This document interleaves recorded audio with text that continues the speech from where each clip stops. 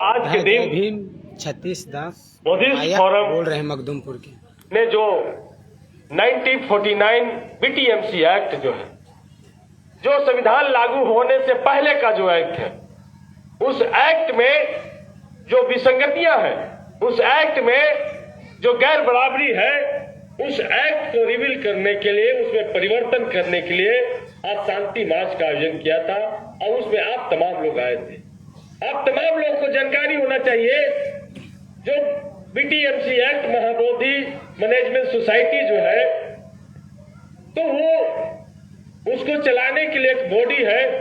उस बॉडी में 4 हिंदू धर्म के मानने वाले लोग होंगे, 4 बौद्ध धर्म के मानने वाले लोग होंगे और उसके पदेन अध्यक्ष, उसके जिला पदाधिकारी जो गया को होंगे वो होंगे और जिला पदाधिकारी विष्णु पद मैनेजमेंट कमेटी है उसके भी अध्यक्ष होंगे।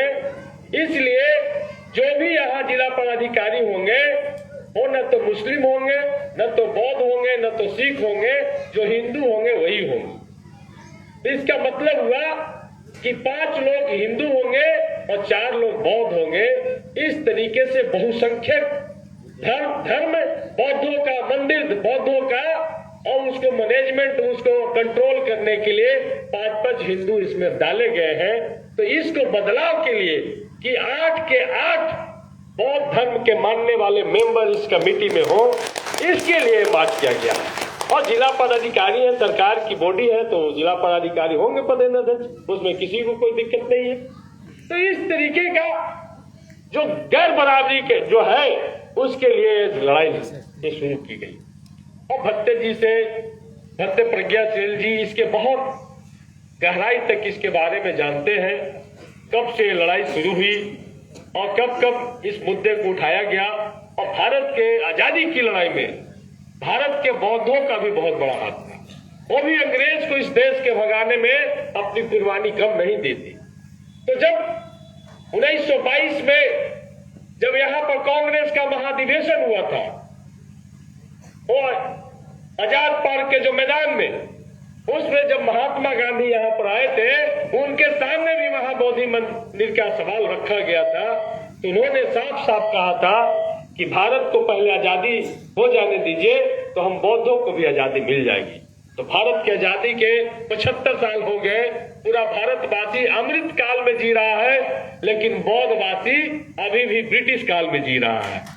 तो इसलिए इससे आजादी के लिए, इसकी आजादी की लड़ाई की शुरुआत भारत के बहुजनों ने, आप तमाम लोग, गौतम बुद्ध बाबा साहब के विचार में विश्वास रखने वाले लोगों ने आज की है।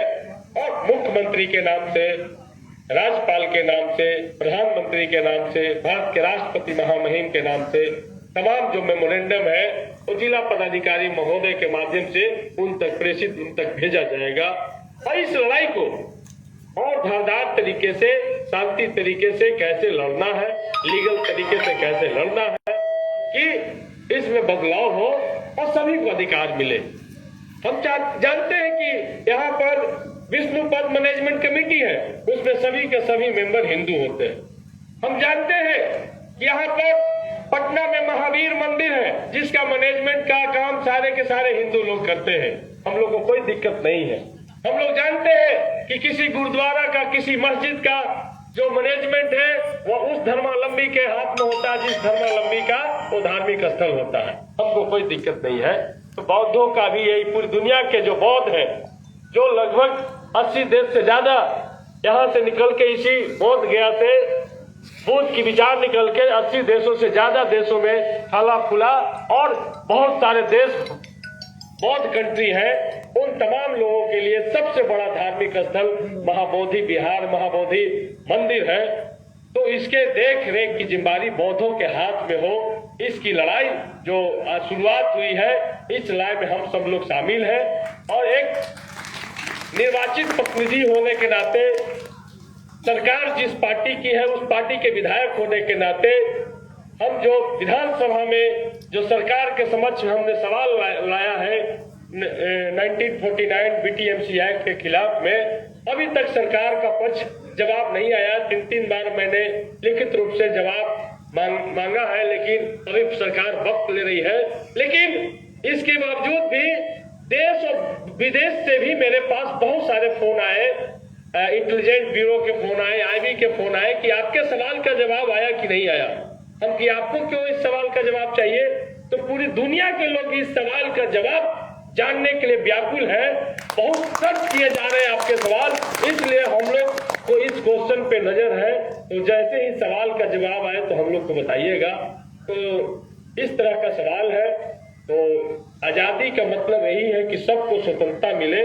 उसमें जो दुनिया के जो महान विचारक, जो दुनिया के अब तक के ज्ञात पुरुष में जो सबसे एक नंबर के ज्ञाता जिनको कहते हैं, महामानव गौतम बुद्ध जिनको हम सब लोग जानते हैं, उनके मंदिर को जो आज भी आजादी नहीं मिली है, उनकी आजादी की लड़ाई में हम सब लोग को शामिल होना चाहिए।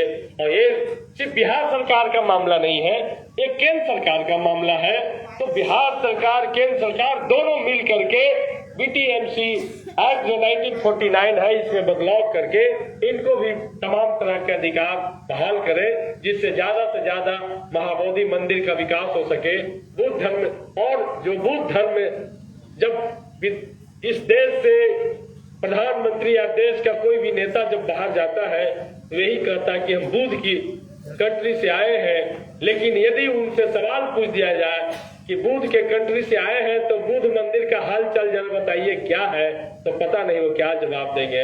हमको तो समझ में नहीं आता है कि आज भाई बीटीएमसी में आजादी की लड़ाई लड़ी जा रही है, तो आप कैसे बुद्ध को रखे हुए हैं? क्या बुद्ध को स्वतंत्र रूप से रखे हुए हैं कि उनको घेर के, कांटा वाले तार से घेर के रखे हुए हैं? तो ये हालात है। इसीलिए आप तमाम लोग इस मूवमेंट के पार्ट बने हैं, इसके लिए बहुत बहुत धन्यवाद। और इसी तरीके से आप तमाम लोग से उम्मीद करते हैं कि इस लड़ाई को, बीटीएमसी 1949 बीटीएमसी एक्ट के बारे में बहुत लोग नहीं जानते हैं, जो बौद्ध हैं वो भी नहीं जानते हैं, जो महाराष्ट्र में लाखों लाख लोग जो विजयदशमी के दिन इकट्ठा होते हैं, उनके बीच में भी ये सवाल नहीं है। इस सवाल को आम जनमानस तक पहुंचाने की जरूरत है, जो बाबा साहब के मानते हैं। अभी हम बैठे थे, कुछ मुस्लिम दोस्तों का फोन आया, उन्होंने कहा कि ऐसा है, अरे इस लड़ाई में तो हम लोग को भी शामिल कीजिए। आज इसको बंधक बना कर रखा, कल हमको भी बंधक बना लेगा। तो ये चीजें हैं कि नहीं, ऐसी है तो अच्छी लड़ाई है। आपने तो आग लगा दिया हम के, हम बुद्ध के, अम्बेडकर के मानने वाले लोग हैं। जहां आग लगता हम लोग वहां बुझाने का काम करते हैं, हमारा काम आग लगाने का नहीं है। तो इसीलिए आप तमाम लोगों को ढेर सारी बधाई और शुभकामना है। और हम इस मौके पर आप लोगों के लिए खास करके आकाश लामा जी के टीम ने जो काम किया है, भंते प्रज्ञाशील जी ने जो काम किया है, उनके तमाम लोग को, बिहार के जो बौद्ध धर्म के मानने वाले लोग हैं, उनके लिए एक ही लाइन हम शुरू करेंगे।